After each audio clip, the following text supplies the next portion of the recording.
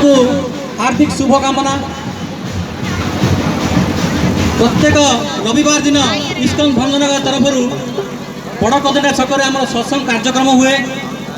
रविवार दिन संध्या 6 समय ब्रह्मपुर इस्कन आसती बहुत वैष्णव साधु सन्त मैंने आसती से हरिकथा कीर्तन एवं महाप्रसाद व्यवस्था करा जाए। आमे तो समस्ते शरीर पछरे टंका पछरे धाइचे किंतु आमे जानिचे दिने दिने आमे मृत्युवरण करवा।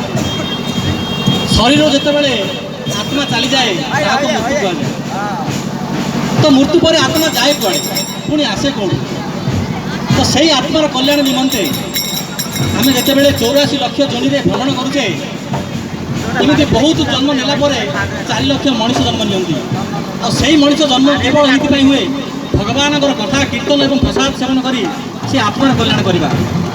तो आमे समस्ते आपण मानक अनुरोध करुचु भगवान कथा कीर्तन में जोगदे निजर आत्मा कल्याण करूँ। हरे कृष्ण।